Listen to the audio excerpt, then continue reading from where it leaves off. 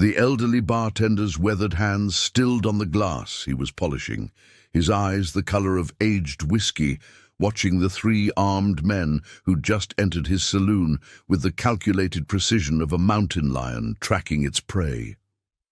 These dust-covered strangers, bold with their guns and swagger, hadn't noticed how his gentle demeanor had shifted in an instant, revealing something deadly beneath. None of them could have known they were about to learn why. 15 years ago, men from Texas to Montana spoke of Golden-Eye McGraw in whispers, if they dared speak of him at all. Before we dive deeper into this story, let us know in the comments where you're watching from, and if you've ever misjudged someone based on appearances. Don't forget to subscribe, because tomorrow we have another thrilling tale that will leave you speechless. The afternoon heat pressed down on Devil's Fork like a heavy blanket, the kind of heat that drove even the most hardened cowboys to seek shelter in the shade. The Silver Dollar Saloon stood at the end of the town's dusty main street, its weathered facade a testament to 20 years of frontier history. Inside, James Cooper, known to the townspeople simply as Old Coop, moved through his daily routine with the methodical patience that had become his trademark over the past 5 years.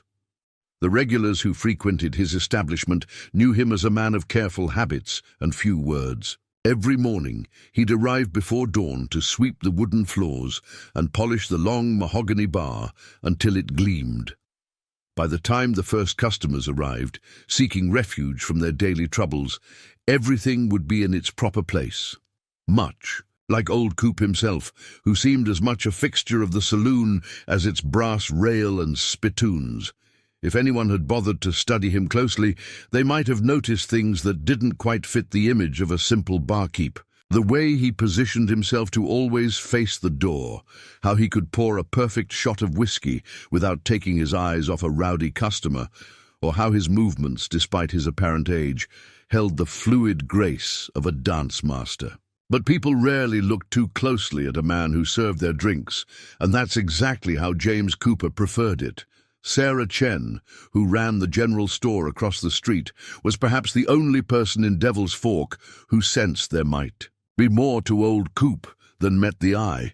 She'd catch glimpses sometimes, brief moments when his carefully maintained facade would slip, like the time 2 drunken cowhands had started roughing up young Tommy Williams, the banker's son. Old Coop had simply cleared his throat, and something in his stance, something she couldn't quite name, had made both men freeze in their tracks and leave without another word.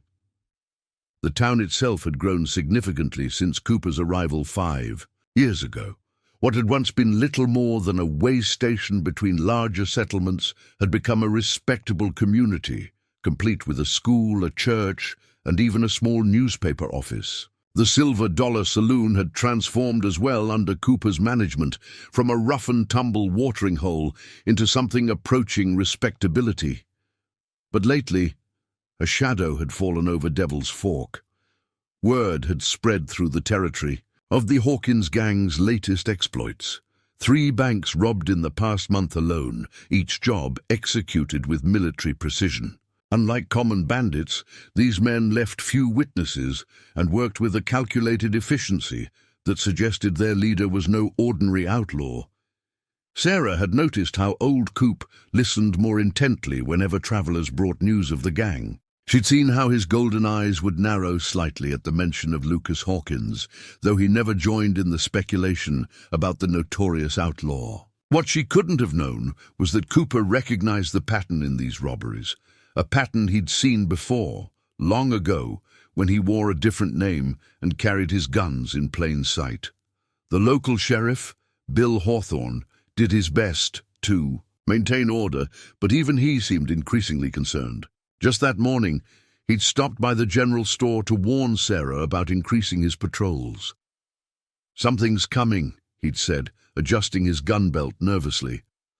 "Hawkins and his boys, they're working their way toward us. Each job gets them a little closer to Devil's Fork."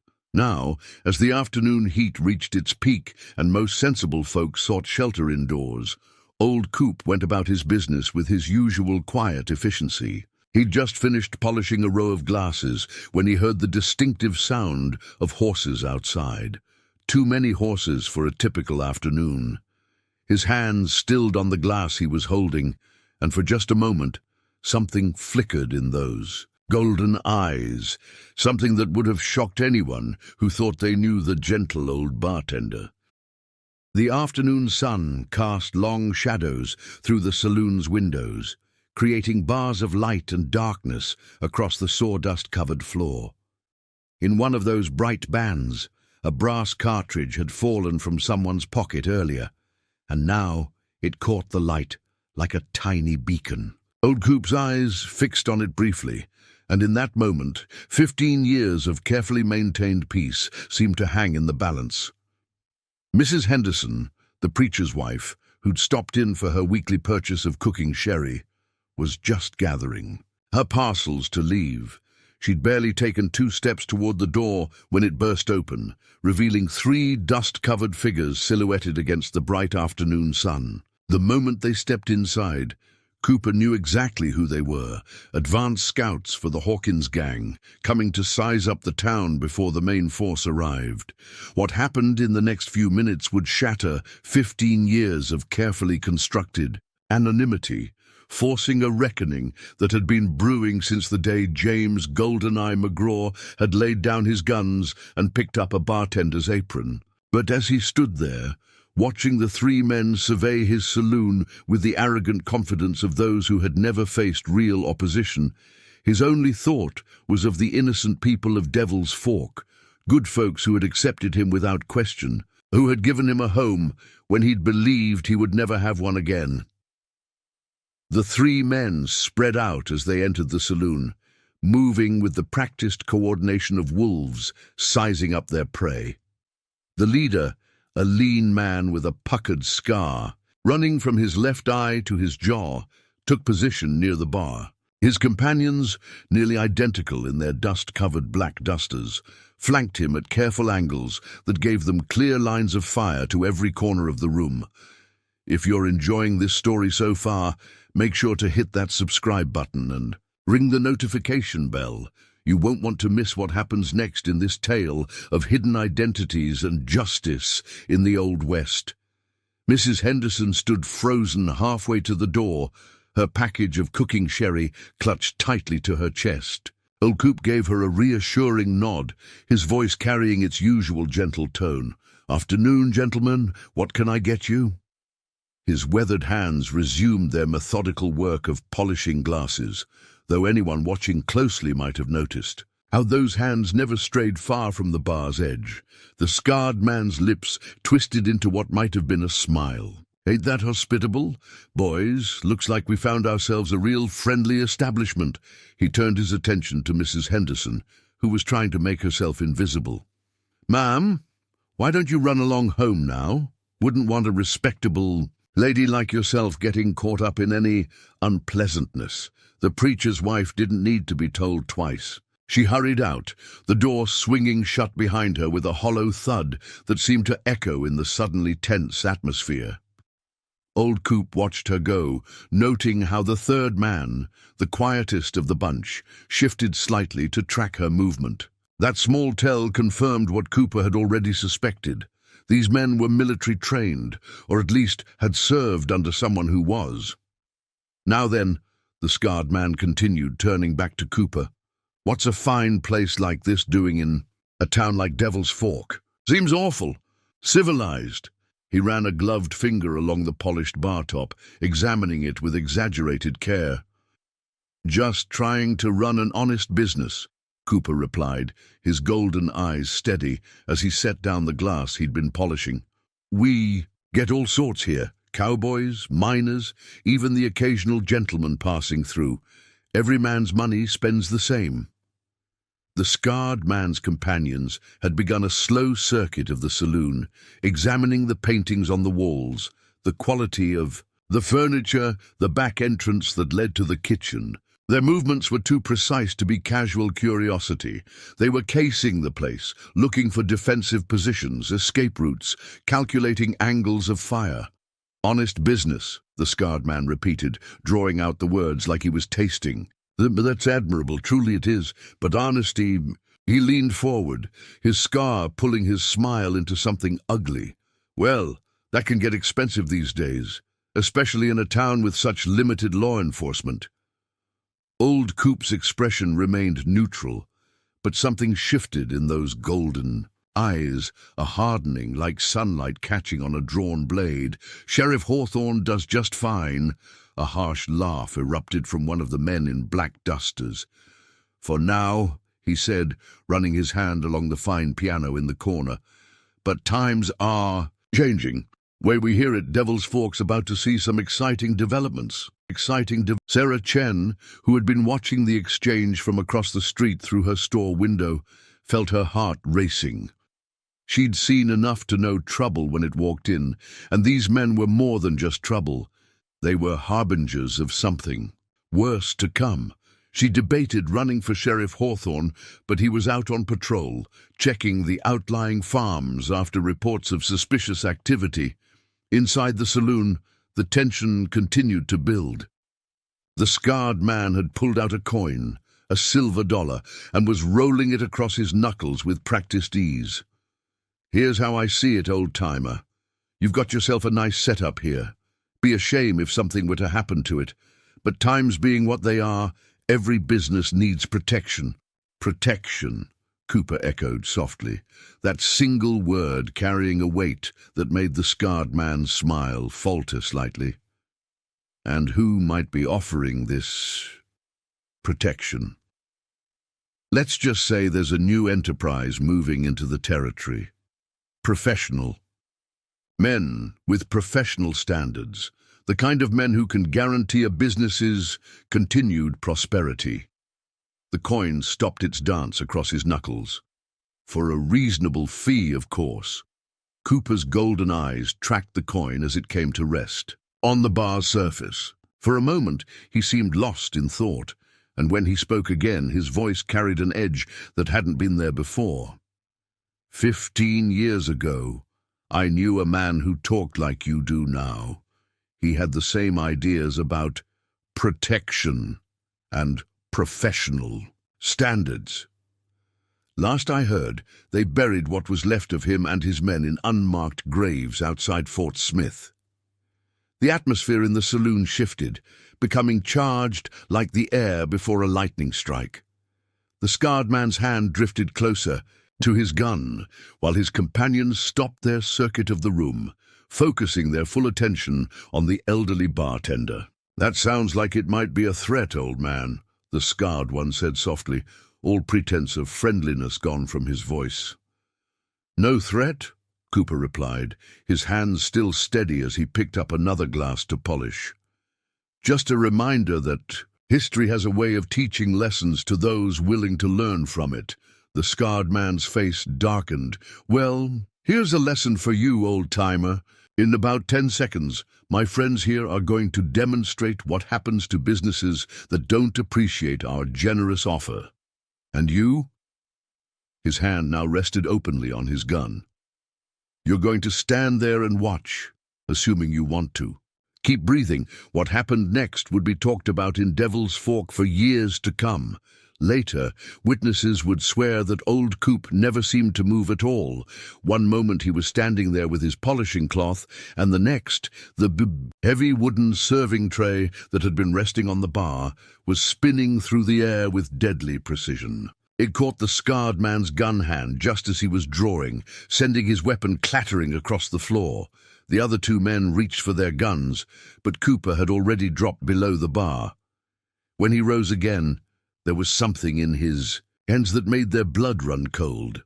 Not a shotgun, as they might have expected, but a pair of well-maintained Remington 1875s, their ivory grips yellowed with age, but their barrels gleaming like new money in the afternoon sun. "Now then," Cooper said, his voice carrying the same quiet politeness it always had, though his golden eyes had taken on a predator's focus.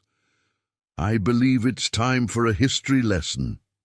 Time seemed to stand still in the Silver Dollar Saloon as the afternoon sun cast long shadows across the scene. The twin Remingtons in Cooper's hands caught the light, their well-maintained surfaces reflecting years of careful attention despite their long retirement. The three would-be enforcers stood frozen, their earlier confidence evaporating like morning dew in the desert sun. Before we continue with this intense moment, take a second to hit that subscribe button and let us know in the comments if you've ever discovered someone wasn't who they appeared to be. Now back to our story at the Silver Dollar Saloon. "Those are mighty fine weapons for a simple bartender," the scarred man said, his voice carrying a tremor he couldn't quite hide. His eyes darted between his fallen gun and Cooper's steady hands, calculating odds that grew worse by the second. "I find it pays to maintain certain skills," Cooper replied softly, his golden eyes showing not a trace of the gentle barkeep who'd served drinks just moments before. "Like remembering faces. Yours, for instance, Fort Griffin 3 years ago. You rode with Marcus Wade when he tried to take over the cattle drives. Different scar back then, just a small one over your right eye." The scarred man's face paled slightly. "Wade's whole crew was wiped out. Army patrol caught them in a canyon." "That's the official story," Cooper agreed, his voice carrying a weight that made the man's face go even whiter. "Truth is, Wade made the mistake of threatening the wrong people. A peculiar thing happened. Someone tracked his whole operation, learned his patterns, his hideouts. By the time the army arrived, most of Wade's men were already dead or dying." Across the street, Sarah Chen watched through her store window as more riders appeared at the edge of town. She counted at least 6, moving carefully between buildings, working their way toward the saloon. Something in their movements reminded her of players taking positions on a chessboard. Inside, Cooper's golden eyes flickered briefly toward the windows, tracking the new arrivals without ever losing focus on the 3 men before him. "Your boss, Lucas. Hawkins, he's got about 2 minutes before his advance team is missed. Might want to consider your options carefully." The quiet man in the black duster spoke for the first time, his voice carrying the cultured accent of an educated man. "You know an awful lot about our operation, old-timer." "Knowledge is a funny thing," Cooper replied, shifting his stance slightly to cover both exits. "Like knowing that you're not really left-handed, Professor James. The way you've been favoring your right side since you walked in, that's not an old injury, that's training. You're trying to draw attention away from your good hand." The revelation that Cooper knew his real name caused the quiet man to stiffen. "How did you—" "Same way I know your boss learned his tactics from Colonel Harrison during the war. Same way I know he's been working his way through the territory, using military precision to hit banks and stronghouses." Cooper's voice took on an edge. "Same way I know what really happened at Fort Gibson, when Harrison's whole command mysteriously vanished, along with a payroll meant for the 7th Cavalry." Sarah's heart raced as she saw more men taking positions around the saloon. She wanted to run for help, but movement would only draw their attention. Instead, she found herself remembering all the little moments that should have told her old Coop was more than he seemed, the way he never seemed surprised by trouble, how he always knew which travelers to watch carefully, the mysterious packages that arrived for him from back east. "You're him, aren't you?" the scarred man breathed, recognition finally dawning. "The one Hawkins talks about sometimes, when he's deep in his cups. The man who tracked down Colonel Harrison's real killers." "Doesn't matter who I was," Cooper replied, though something dangerous flickered in his golden eyes. "What matters is who I am now, and what I'm willing to do to protect this town." The third man, who had been inching toward the back door, suddenly froze as one of Cooper's Remingtons tracked his movement without seeming to move at all. "Easy there, son," Cooper said softly. "Those floorboards by the kitchen door, they creak something fierce. Learned that the hard way when some of Wade's boys tried using that exit." Outside, the new arrivals had nearly completed their encirclement of the saloon. Sarah counted 10 men now, all heavily armed, all moving with the same practiced precision she'd seen in the first 3. She noticed how they positioned themselves to cover every possible escape route, working with a coordination that spoke of long experience. "You know what's coming," the scarred man said, some of his bravado returning as he realized the odds were shifting. "Hawkins won't let this stand. He's got 20 men riding with him now, all veterans, all skilled. This town, your town, it'll burn, maybe," Cooper acknowledged, his voice carrying a certainty that made them all pause. "But first, let me tell you about the last time someone threatened this town. Fellow named Jackson rode in with 15 men, thought he could take whatever he wanted. Found him 3 days later in the desert, babbling about golden eyes in the dark and shots that came from nowhere." The quiet man, Professor James, studied Cooper with new intensity. "The stories about you, about what happened to Harrison's real killers, they said no one ever saw who did it. Just bodies appearing one by one, each shot with surgical precision. No witnesses, no traces. Ghost stories," Cooper said softly, though his smile never reached his eyes. "People do love their tales. Speaking of stories, did your boss ever tell you what really happened to the last 3 men who tried to set up a protection racket in my town? Before any of them could respond, a new voice called from outside. "Cooper, I know you're in there, you old ghost!" The voice carried the authority of command and the edge of personal history. "Time's caught up with both of us." Something shifted in Cooper's stance. Not quite tension, but recognition. "Lucas," he called back, his voice carrying easily through the afternoon air. "Still hiding behind other men's guns, I see." Sarah watched as a new figure appeared at the end of the street. A tall man in a Confederate officer's coat, his silver hair gleaming in the sun. Even at this distance, she could see how he carried himself like a man, used to being obeyed. "You should have stayed retired," Lucas Hawkins called out. "Should have kept serving drinks and telling lies about being a simple barkeep. Now I've got no choice but to finish what started at Fort Gibson." Cooper's golden eyes narrowed slightly. "You always had a choice, Lucas. Same as you did when you helped Harrison steal that payroll.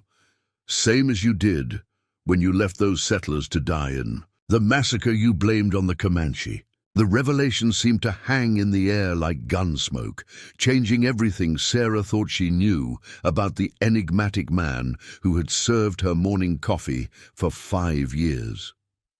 This wasn't just about a former gunfighter protecting his town.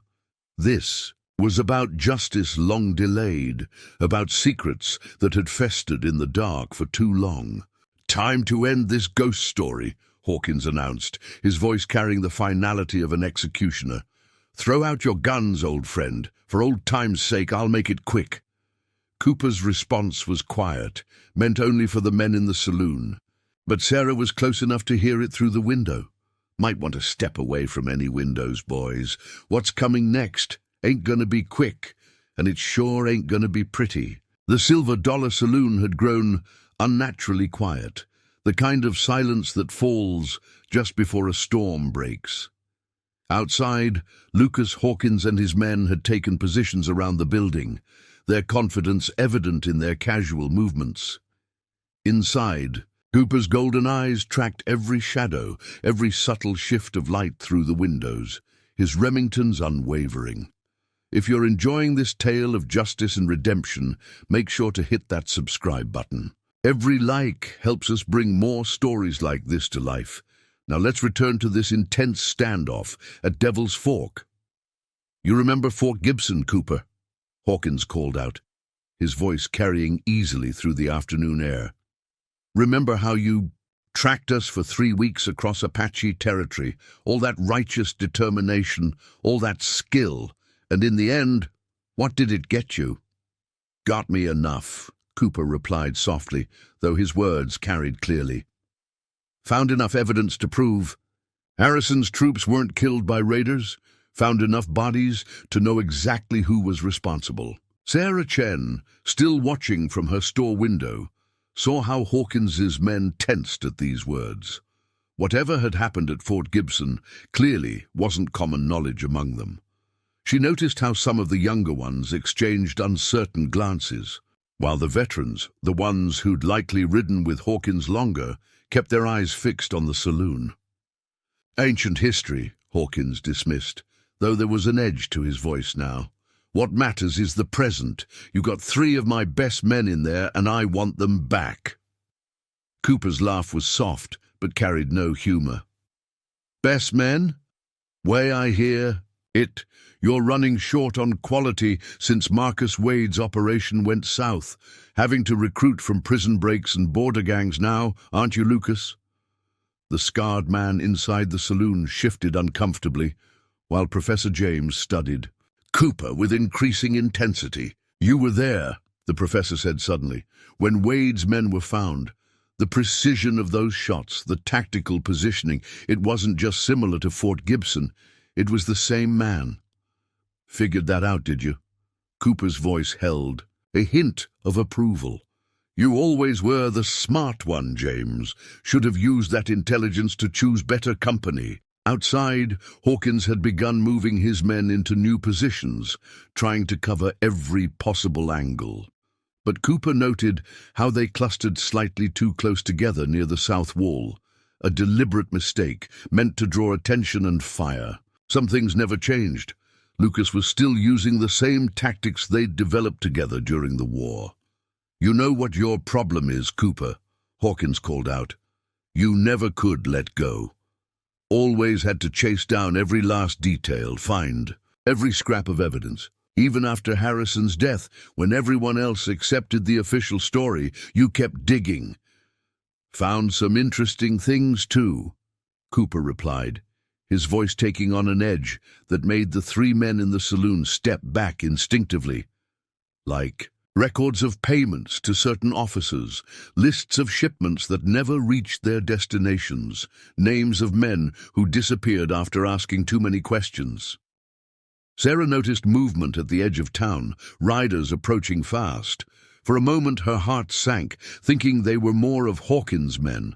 Then she recognized Sheriff Hawthorne's badge, glinting in the sun. He'd returned from patrol, and he wasn't alone.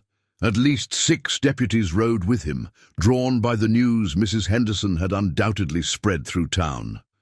Time's changing, old friend, Hawkins said, his voice carrying a false note of regret. World's getting too civilized for men like us, but I'm adapting, building something lasting. Could have had a place in it if you'd just stayed retired. Civilization? Cooper's response dripped contempt. Is that what you call extortion and murder now? Pretty words to cover ugly deeds, just like at Fort Gibson. The tension in the street ratcheted higher as Sheriff Hawthorne and his men began taking positions at the edge of town. They were outnumbered, but their presence complicated Hawkins's tactical advantage. Inside the saloon, Professor James had been putting pieces together, his educated mind working through implications. The payroll robbery, he said slowly. It wasn't just about the money, was it? The massacre of Harrison's men. It was about covering something bigger. Smart boy, Cooper nodded, never taking his eyes off the windows. Harrison had discovered a network of corrupt officers, men using military supplies and personnel for private gain. Should have been a simple investigation, but then the entire command disappeared. Official story blamed it on raiders. But you were there, the scarred man breathed, recognition dawning. You were part of Harrison's command. Was supposed to be, Cooper corrected. Got delayed by a broken axle, arrived just in time to see the aftermath, and to spot a familiar face riding away, a face I knew couldn't have been there by accident. Outside, Hawkins had gone quiet, but his men continued their careful repositioning. Sarah could see the growing uncertainty on some of their faces as Cooper's words carried into the street. The story they were hearing didn't match what they'd been told about their leader.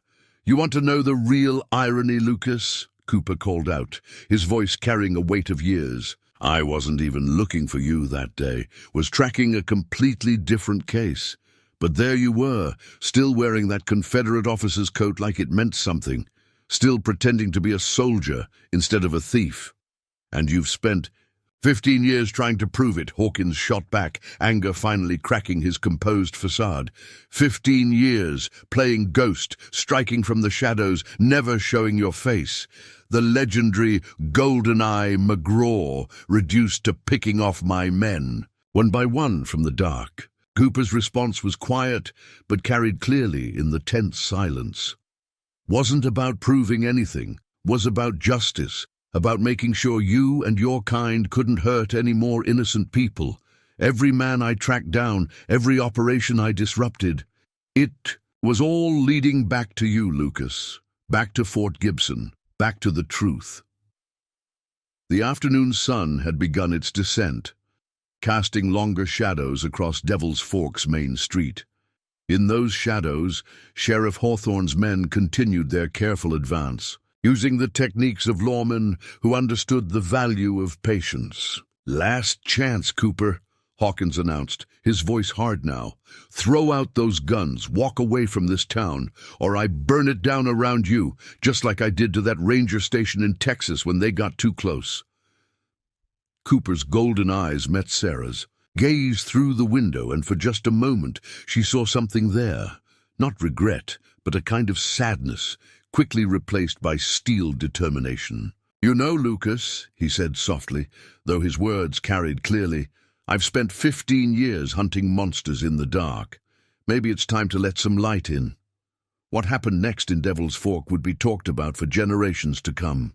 Cooper's movement was so subtle that even the three men inside the saloon barely registered it, just a slight shift in his stance, a minimal adjustment of his grip on the Remingtons. But that small change carried the weight of 15 years, of waiting, of countless nights spent tracking justice through the dark. If you're invested in this story of long-awaited justice, make sure to subscribe and hit that notification bell. You won't want to miss the conclusion of this incredible tale. Now back to the showdown at Devil's Fork. "Professor," Cooper said softly, his golden eyes never leaving the windows, "you're an educated man. Tell me something. In your studies, did you ever learn about how a mountain lion hunts?" Professor James blinked at the unexpected question. "They're ambush predators," he replied cautiously. "They stalk their prey, use the terrain to their advantage." "That's right," Cooper nodded. "But what most people don't know is that they're also patient. They'll wait for hours, sometimes days, for exactly the right moment. Been doing some waiting of my own, Lucas." He raised his voice slightly on the last words, ensuring they carried to the street. Outside, Hawkins had gone quiet, but his men continued their careful repositioning. Sarah noticed how some of them kept glancing at their leader, uncertainty growing in their expressions as they processed the revelations about Fort Gibson. "You've got one thing wrong, though, Lucas," Cooper continued, his voice carrying easily through the afternoon air. "I wasn't hunting in the dark all these years. I was just gathering evidence. Every man I tracked down, every operation I broke up, they all had stories to tell. Documents to share, letters to explain." A murmur ran through Hawkins' men at these words. Sarah saw several of them exchange worried glances, while others gripped their weapons tighter. "The thing about corruption," Cooper went on, his voice taking on a teacher's patience, "is that it leaves a trail. Money has to move. Orders have to be given. And people have a habit of talking, especially when they're facing justice." "Lies!" Hawkins shouted, but there was a note of desperation in his voice now, the ravings of a man who's spent too long chasing shadows. "Tell that to Captain Reynolds," Cooper replied softly. "Found him living under an assumed name in Mexico. He had quite a story about who really gave the order to ambush Harrison's command, had the documents to prove it too." The effect of this revelation was immediate. Sarah saw several of Hawkins's men lower their weapons slightly, doubt clearly visible on their faces. The network of corruption Cooper had spent years unraveling was unspooling rapidly in the afternoon sun. Inside the saloon, Professor James had gone pale. Reynolds, he was reported dead years ago. Lots of dead men in this story, Cooper agreed. Some of them even stayed that way. But Reynolds, he was smart, kept insurance, papers, ledgers, names, been holding on to them all these years, hoping someone would finally bring the truth to light. Enough of this. Hawkins' voice cracked like a whip. You're surrounded, outnumbered. Whatever evidence you think you have won't matter when you're dead. Cooper's laugh was soft, but carried clearly. Lucas, still thinking like a soldier when you should be thinking like a hunter. Tell me something. Have you counted your men lately? A sudden tension rippled through the street as Hawkins's head snapped up, scanning his forces. In the growing shadows of late afternoon, several positions that had held his men now stood empty. Sheriff Hawthorne's deputies aren't just lawmen, Cooper explained, a hint of satisfaction in his voice. They're also ranchers, hunters, men who know every alley and rooftop in Devil's Fork. Been positioning themselves real careful-like while we had our chat. The scarred man near the bar swallowed hard. That's why you kept talking, kept us all focused here while the noose tightened. Cooper nodded. Like I said, mountain lions are patient, and I've had 15 years to plan this moment. Sarah watched in amazement as more of Hawkins' men seemingly melted away, picked off silently by hidden deputies. The gang leader's tactical advantage was evaporating like morning dew in the desert sun. One last chance, Lucas, Cooper called out, his voice carrying the finality of a judge's gavel. Surrender now, face justice for Fort Gibson and all the rest, or find out why they really called me Goldeneye, and it wasn't just for the color. Hawkins' response was a roar of rage and a burst of gunfire that shattered the saloon's front windows. But Cooper had already moved, his Remington singing a deadly duet that spoke of years of practice and perfect timing. The three men inside. The saloon found themselves diving for cover as glass rained down, and the afternoon erupted into chaos. You know what your real mistake was, Lucas? Cooper's voice carried over the gunfire, calm as a summer breeze. You forgot the first rule. We learned in the war, never fight a battle on ground your enemy has chosen. The sound of gunfire was punctuated by shouts of confusion as Hawkins's remaining men discovered their carefully planned positions had become a trap. Every escape route led them into the sights of hidden deputies. Every attempt to regroup was met with precise fire that seemed to come from nowhere and everywhere. And through it all, Cooper's golden eyes tracked every movement, every shadow, his Remington speaking with the authority of justice, long delayed, but finally delivered. The legend of Goldeneye McGraw was about to add its final chapter, written in gunsmoke and truth across the streets of Devil's Fork. The battle for Devil's Fork erupted like a summer storm, sudden and fierce. Cooper moved with the fluid grace of a man who'd spent years preparing for this moment, each shot from his Remingtons finding its mark with calculated precision. But Hawkins' men had positioned themselves well, using the town's buildings for cover as they tried to pin down their elusive target. If you're enjoying this tale of justice long delayed, make sure to subscribe and ring that notification bell. The story's about to reach new heights of intensity you won't want to miss. Now, back to the action in Devil's Fork. You've lost your edge, old man, Hawkins shouted over the gunfire. The golden eye I knew wouldn't hide behind a bar. He'd face his enemies head-on. Cooper's response was typically quiet, though it carried clearly through the chaos. Man who taught me to shoot once said something interesting, said it's not about how fast you can draw.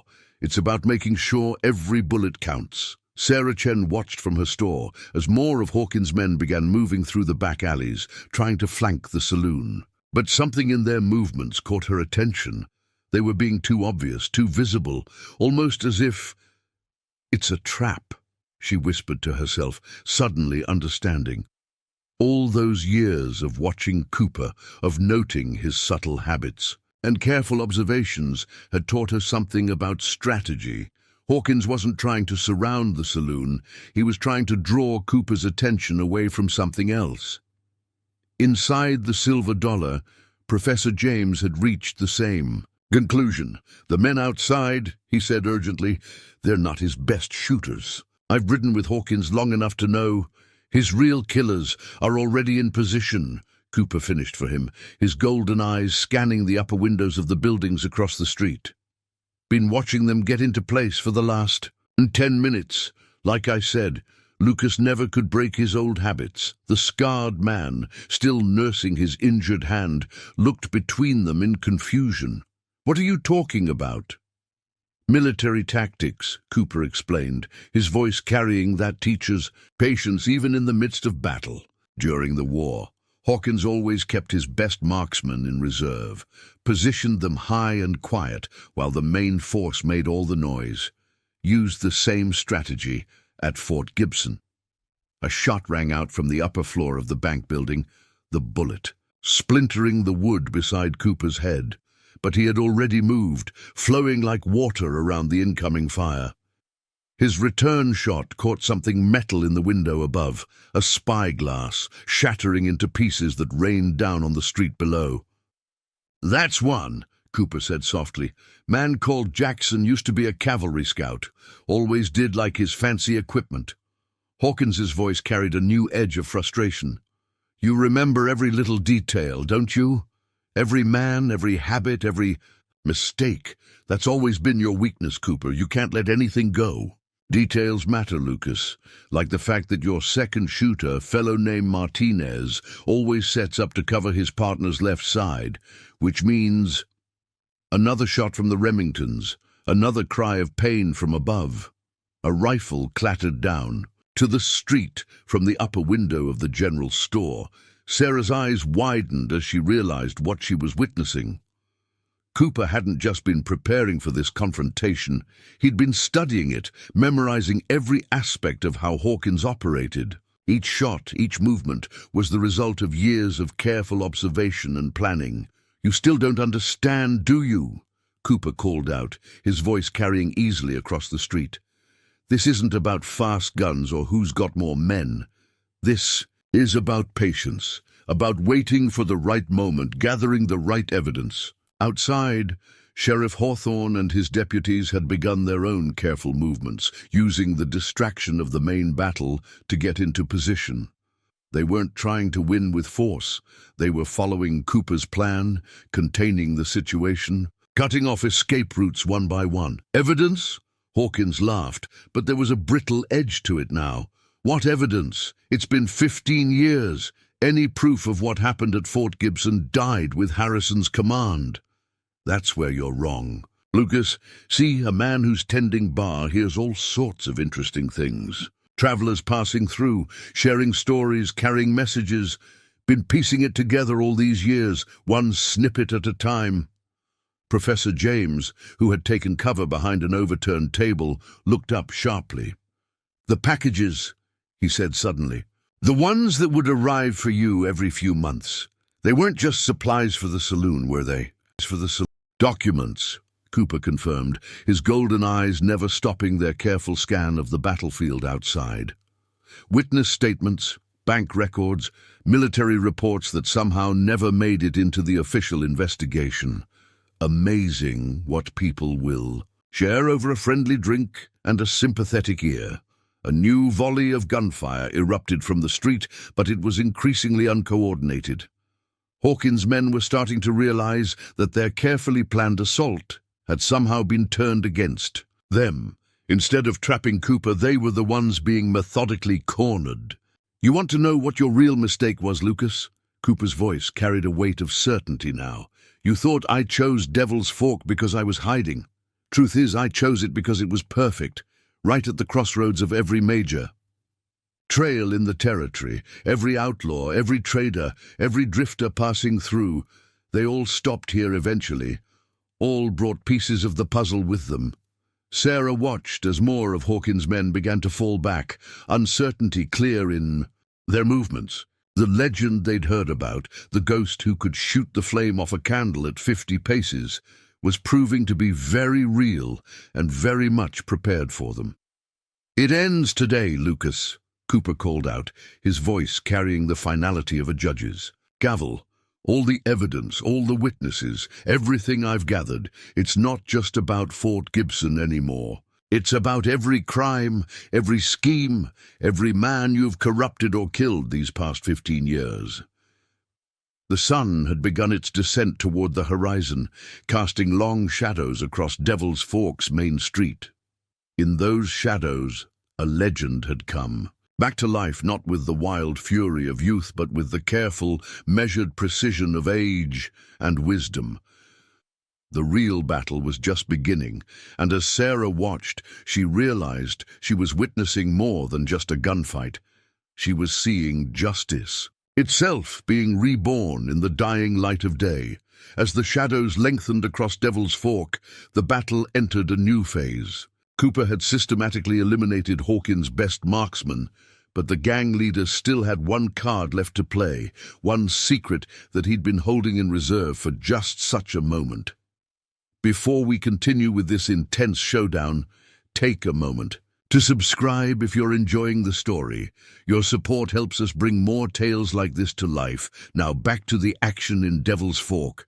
"Tell me something, Cooper," Hawkins called out, his voice carrying a new note of confidence that made the former gunslinger's golden eyes narrow. "Did your careful investigation ever turn up anything about what really happened to Marshal Travis in Dodge City?" The name hit Cooper like a physical blow. Sarah, still watching from her store, saw something she'd never witnessed before. A flicker of genuine surprise in those steady golden eyes. "Travis disappeared 3 years ago," Cooper replied carefully. "Trail went cold at the Kansas border." Hawkins' laugh carried across the gun-smoke-filled street. "Did it now? Or was that just another piece of misdirection? You're not the only one who knows how to play a long game, old friend." Inside the saloon, Professor James had gone pale. "Marshal Travis, he was investigating a series of bank robberies along the Santa Fe Trail." "Getting closer," Hawkins called out. "But you're missing the most interesting part. Travis wasn't just investigating robberies. He was looking into military corruption, had some very specific questions about Fort Gibson." Cooper's voice, when it came, carried an edge that made everyone in earshot tense. "What did you do, Lucas?" "Me? Nothing at all. But Marshal Travis, he's been enjoying an extended stay at a little ranch just outside of town. Been there for about, 3 years now. Right under your nose, while you served drinks and played at being a simple bartender." The revelation rippled through the street like a shockwave. Sheriff Hawthorne's deputies exchanged worried glances, while the remaining gang members seemed to draw new confidence from their leader's words. "Don't believe me?" Hawkins continued. "Ask yourself why my men took such obvious positions around town, why we made our preparations so visible. While you were busy playing chess master, watching all the pieces on the board, did you ever stop to wonder why I chose today to make my move?" Cooper's mind raced, reassessing every detail of the past few hours. The obvious troop movements, the predictable tactics, the way Hawkins had seemed almost careless in his approach. "It was a distraction," Sarah whispered, the realization hitting her at the same moment. Cooper's stance shifted subtly. "All of this, the attack, the shootout, it's not the real play. It's not the real—" "Smart woman," Hawkins called out, having heard her words. "You should have paid more attention to her, Cooper. She sees what you missed. Too focused on the past to notice what's happening right in front of you." A rider appeared at the edge of town, moving fast. In his saddle was a bound figure, and even at this distance, Cooper could make out the unmistakable shape of a U.S. Marshal's badge catching the dying sunlight. "Simple, really," Hawkins continued, satisfaction heavy in his voice. "While you were busy playing your careful game of cat and mouse, I had men watching you, waiting for the perfect moment, when you were so caught up in springing your trap that you wouldn't notice us springing ours." Cooper's response was cut off by a new voice. weak but carrying clearly in the evening air. Don't listen to him, McGraw. The papers, they're still safe. He never found the rider silence Marshal Travis with a brutal strike. But the damage was done. Something had changed in the atmosphere of the confrontation, a subtle shift that only the most observant would have noticed. "Papers?" Professor James murmured, his academic mind putting pieces together. The marshal must have found proof, real proof about Fort Gibson and everything else, something concrete that could bring down the whole operation. "And now you have a choice, old friend," Hawkins called out, his voice dripping with false sympathy. "You can stay here, play out your carefully planned endgame, maybe even bring me to justice, or you can try to save Travis, though I suspect the ride out to that ranch might be more eventful than you'd like." Cooper's golden eyes tracked the rider as he disappeared back into the gathering dusk, taking with him a man who might hold the key to everything. But his voice, when he spoke, carried no hint of the turmoil Sarah could see in his stance. "You really think I came this far, waited this long, without planning for every possibility?" His words were soft, but carried clearly. "You're right about one thing, Lucas. I have been watching, waiting, gathering information. But did you really think I was the only one?" As if in answer to his words, a shot rang out from somewhere in the darkness beyond town. The rider who displayed Travis so dramatically suddenly pitched from his saddle, clutching his shoulder. More shots followed, precise and methodical, coming from positions that neither Hawkins nor his men had accounted for. "Remember what I said about serving drinks and listening to travelers?" Cooper's voice carried a hint of satisfaction now. "Turns out I'm not the only lawman who knows how to play a long game. Travis wasn't just investigating you, Lucas. He was building a network, marshals, deputies, honest soldiers who wanted to see justice done. And for the past 3 years, they've been watching, waiting, just like I have." The sun had almost disappeared. Behind the horizon now, painting the sky in shades of purple and crimson. In that dying light, Hawkins finally saw what he'd missed. Figures moving in the darkness beyond town, closing in with the patient certainty of men who'd been waiting years for this moment. "See, Lucas," Cooper continued, his golden eyes reflecting. "The last rays of sunlight. Sometimes the best trap isn't the one you can see. Sometimes it's the one that's been there all along, waiting for you to spring it on yourself." Darkness had fallen over Devil's Fork, transforming the town's familiar streets into a shadowy battleground. The last light of day caught the edges of buildings in blood-red hues, while gunsmoke hung in the air like morning fog. Cooper stood in the shattered remains of his saloon, his golden eyes piercing the growing darkness with predatory focus. If you're invested in this tale of justice and revenge, make sure to subscribe and ring that notification bell. The story's about to reach its most intense moments yet. Now, back to the showdown in Devil's Fork. "Your network of lawmen is impressive," Hawkins called out, his voice carrying a new edge of calculation. "But did you really think you were the only one building alliances all these years?" He raised his hand, firing 3 quick shots into the air, a signal. From the darkness beyond town came answering shots, followed by the sound of fierce gunfire.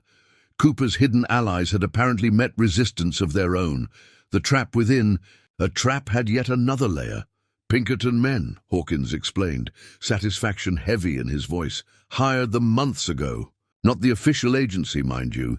These are the ones they let go for being too enthusiastic about their work.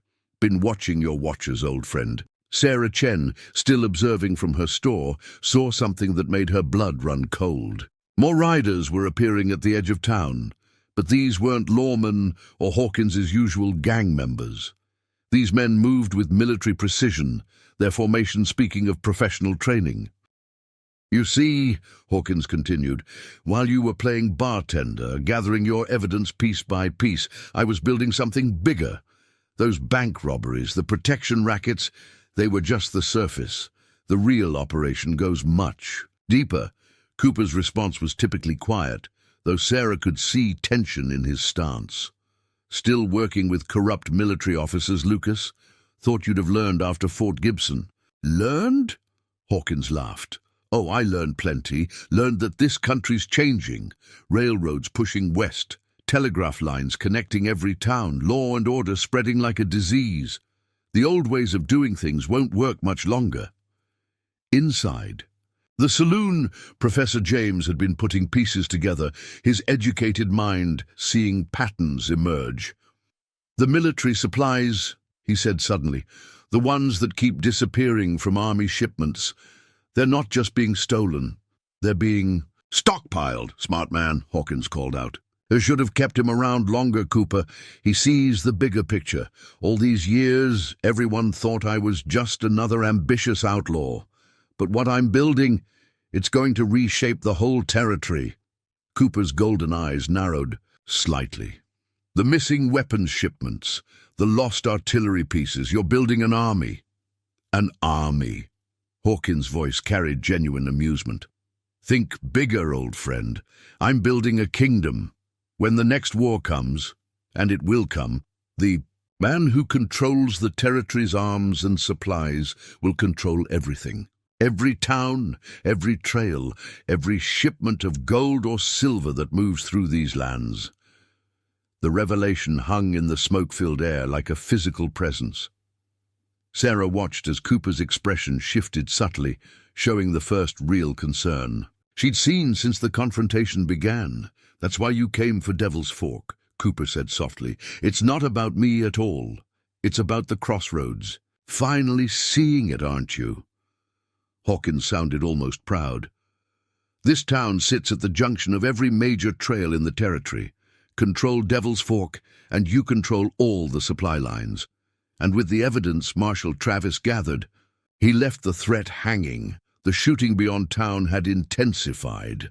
Cooper could hear the distinctive sound of military rifles now, mixing with the chaos of the general battle. His carefully laid plans were unraveling, not falling apart, but transforming into something far more dangerous than a simple showdown. "You know what your real weakness is, Cooper," Hawkins called out. "You think too small. Always focused on personal justice, on righting specific wrongs.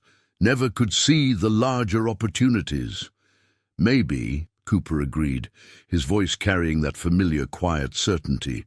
"Or maybe I just understand something you never did, Lucas. Something we should have learned at Fort Gibson. And what's that? That empires built on blood and betrayal don't last." Cooper's golden eyes swept the street, taking in positions, calculating odds with the precision that had made him legendary. "They fall, every single time." Sarah noticed movement in the upper windows of buildings across the street. More of Hawkins' men taking position, she thought at first, until she saw the glint of deputies' badges in the last light. Cooper's allies hadn't all been beyond town. Some had been here all along, hidden in plain sight, just like Cooper himself had been. "It's not too late, Lucas," Cooper called out, his voice carrying a weight of shared history. "Surrender now. Face justice for Fort Gibson, for Travis, for all of it. Don't make me do this the hard way." Hawkins' response was a laugh that carried no humor. "The hard way? You still don't understand what you're facing, do you? I didn't come here with just men and guns, old friend. I came with enough firepower to level this town to its foundations, so here's my counteroffer." The sound of heavy wheels creaking through the darkness drew everyone's attention. From the shadows emerged a sight that made even Cooper's steady. Hands tighten on his Remingtons, a covered wagon, but one unlike any normal supply transport. Under its canvas cover, barely visible in the growing darkness, was the unmistakable shape of a Gatling gun. The Gatling gun's presence changed everything. Its brutal silhouette beneath the wagon's canvas spoke of destructive power that could tear Devil's Fork apart in minutes. Cooper's golden eyes fixed on the weapon, and for the first time that evening, Sarah saw something close to fear cross his weathered features. If you're captivated by this story's mounting tension, make sure you're subscribed for the dramatic conclusion coming next. Now let's see how our legendary gunslinger faces this deadly new threat. "Impressive, isn't it?" Hawkins called out, satisfaction heavy in his voice. "Latest model, straight from the Army's own supplies. Amazing what money can buy these days, especially when you know the right officers to bribe." Cooper's response was measured, though his mind was racing through calculations. "You bring that into play, Lucas. There's no going back. No more pretending you're just another outlaw. Using military weapons against civilians, that'll bring the whole army down on you." "Will it?" Hawkins laughed. "Or will they find evidence that Mexican raiders were responsible? After all, there's been tension along the border lately." One more tragic incident in a lawless territory. Inside the saloon, Professor James had gone pale. "The other stockpiled weapons," he said quietly. "They're not just for sale or future use. They're for staging incidents, creating chaos that he can exploit." "Now you're thinking like a real strategist," Hawkins approved. "Chaos creates opportunity. War brings profit. And when the dust settles—" He spread his arms wide, encompassing the territory beyond Devil's Fork. "A new order emerges, with new men in power." Sarah watched as Cooper shifted his stance slightly, noting how his golden eyes never stopped scanning, assessing. She'd seen that look before, on the rare occasions when true trouble had come to the saloon. The look of a man calculating not just angles and odds, but costs and consequences. "Marshal Travis figured it out, didn't he?" Cooper called out. "That's why you had to take him. He wasn't just investigating the robberies. He'd uncovered your whole operation." "Travis was always too clever for his own good," Hawkins agreed. "Found connections we thought were buried deep. Started asking questions about army suppliers, about missing shipments that never quite matched their paperwork. Had to admire his thoroughness." The night had grown deeper, but flames from the earlier fighting now illuminated the street in flickering patches of orange light. In that uncertain illumination, Sarah could see more of Hawkins' men moving into position around the Gatling gun, while others maintained their coverage of the surrounding buildings. "You know what's funny, Cooper?" Hawkins continued, his voice carrying a note of genuine amusement. "All those years you spent hunting me, gathering evidence, building your case, and in the end, it comes down to this. Raw power. The kind that makes all your careful planning meaningless." But Cooper's response carried its own certainty. "You still don't understand, do you, Lucas? All these years, and you still think like a soldier, like it's all about who has the biggest gun or the most men. Enlighten me then, old friend. What's it really about?" "Choices," Cooper said softly, though his voice carried clearly in the tense night air. "Every man out there, every gun you've bought, every officer you've bribed, they all have choices to make. And right now, they're all wondering something important. And what's that? Whether they're on the right side of what's coming." Cooper's golden eyes seemed to glow in the firelight. "Because I haven't spent 15 years just gathering evidence, Lucas. I've been gathering stories about Fort Gibson, about the settlers you've terrorized, about every man who died because of your ambition." Sarah noticed something then, subtle, movements in the shadows beyond the firelight, figures shifting position, but not all of them seemed to be moving with the same purpose anymore. Some of Hawkins's men were exchanging uncertain glances, their confidence wavering as Cooper's words hit home. "Stories," Hawkins scoffed. "Against this," he gestured toward the Gatling gun. "Stories have power, Lucas. They spread, they make men think, make them question." Cooper's voice took on an edge. "Like the story about how you really got that military hardware, not just through bribes, but by sacrificing your own men when deals went wrong. Or the story about what really happened to Lieutenant Phillips when he started asking too many questions about missing supplies." A murmur ran through Hawkins. Forces. Sarah saw several men lower their weapons slightly, uncertainty clear in their stance. "Lies!" Hawkins snapped, but there was a note of desperation in his voice now. "Cooper's trying to turn you against me. Remember who pays you, who protects you." "Tell them about the gold shipment, Lucas," Cooper pressed, his quiet voice somehow carrying over Hawkins' shouts. "The one you hired those Mexican bandits to hit. Tell them how you waited until they'd done the work, then reported their location to the army.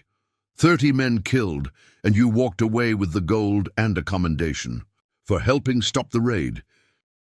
The tension in the street had shifted. The Gatling gun still dominated the scene, but its operators were looking less certain, glancing between their leader and the legendary gunslinger whose reputation had been built not just on skill, but on honesty. "You want to know why I waited 15 years?" Cooper continued, his golden eyes fixed on his old adversary. "Not just to gather evidence, not just to build a case. I waited to understand every piece of your operation, every man you've corrupted or betrayed. Because in the end, Lucas, the biggest threat to men like you isn't a bullet, it's the truth." Hawkins' face had transformed into a mask of fury. "Truth?" he snarled. "Is the only truth that matters." He raised his hand, preparing to give the order that would unleash the Gatling gun's deadly fire on Devil's Fork. But before he could complete the gesture, something unexpected happened, something that would be talked about in whispers for years to come. It wasn't Cooper who made the first move. Instead, it was Professor James who spoke up, his educated voice carrying the weight of revelation. "The manifest," he said clearly, stepping forward despite the danger. "Show them the manifest, Cooper. Show them what I helped Hawkins prepare for all those weapons, and where they were really headed." The tension in Devil's Fork's main street reached its breaking point as Professor James's words hung in the smoke-filled air. Cooper's golden eyes never left Hawkins, but his hand moved slowly to his vest pocket, withdrawing a folded document that had yellowed with age. If you've enjoyed this story of justice finally served, make sure to subscribe and share it with others who appreciate tales of redemption. Now let's see how this saga concludes. You want to know the real story? Cooper's quiet voice carried clearly in the night air. "The manifest shows weapons being sold to Mexican revolutionaries. But that's not the interesting part." He unfolded the paper carefully. "The interesting part is whose signature authorized the shipments." Hawkins' face contorted with rage. "Kill him! Kill them all!" But his men hesitated, their eyes fixed on the document in Cooper's hands. "Colonel Harrison's signature," Cooper continued, as if Hawkins hadn't spoken. "Dated 3 days after he was supposedly killed at Fort Gibson, meaning someone forged his name to keep the operation running. Someone who knew his handwriting well enough to fool the army bureaucrats." "It's lies!" Hawkins shouted, but Sarah could see the fear in his eyes now. "Cooper's trying to save himself with more false evidence." "The thing about evidence," Cooper said softly, "is that it tells stories, like how Harrison discovered your weapons trafficking operation and was going to expose it. How you arranged the ambush at Fort Gibson to silence him and his loyal men. But you made a mistake, Lucas. You got greedy." Professor James stepped forward again. "The manifests kept coming," he added. "Month after month, all with Harrison's signature. I helped prepare them, never questioning why a dead man's name carried so much weight. Until now." The Gatling gun's operators exchanged uncertain glances. Around the street, more of Hawkins' men were lowering their weapons, the weight of revelation heavier than any orders. "But that's not even the best part," Cooper continued, his golden eyes reflecting the firelight. "The best part is what Marshal Travis found hidden in Harrison's personal effects, a letter sealed and dated to be opened in the event of his death. A letter naming names, detailing the whole operation, and most importantly, showing the real destination of those weapons."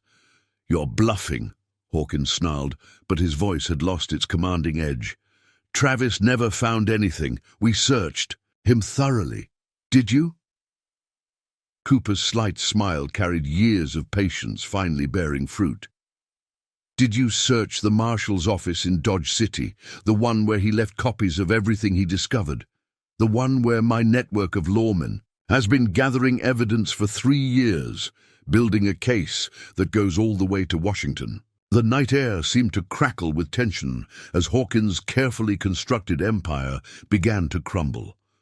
His men were backing away now, some dropping their weapons, others simply melting into the shadows.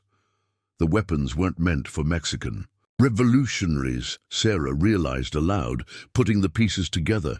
They were meant for something bigger. A private army, Cooper confirmed, meant to take control of the territory when the next war broke out. Lucas wasn't just planning to profit from chaos. He was planning to create it, to arm both sides, then step in and take control when they'd weakened each other. Hawkins' response was a roar of rage and desperation. He lunged for the Gatling gun himself, but before he could reach it, something remarkable happened. His own men stepped in his way, rifles raised. "Stand aside," he commanded, but the authority that had kept them loyal for so long had evaporated like morning dew in the desert sun. "It's over, Lucas," Cooper said quietly. "Every man here has a choice to make. They can either stand with a traitor who'd start a war for profit, or they can help bring him to justice. Simple as that." The street erupted into motion. Hawkins drew his gun with snake-like speed, but Cooper's Remington spoke first. 2 shots, precise as surgery, disarming the gang leader without taking his life. "That's the difference between us," Cooper said as Hawkins fell to his knees, clutching his wounded hands.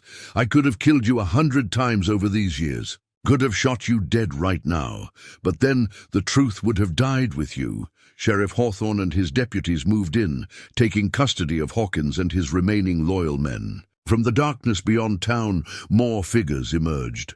Marshal Travis, freed by Cooper's hidden allies, and dozens of lawmen who had been waiting for this moment.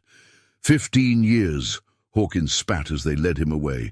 15 years you played the humble bartender, served drinks, listened to gossip. Was it worth it? Throwing away your reputation, living a lie? Cooper's response was typically quiet, but carried clearly in the now still night air. "Wasn't throwing anything away, Lucas. Was building something.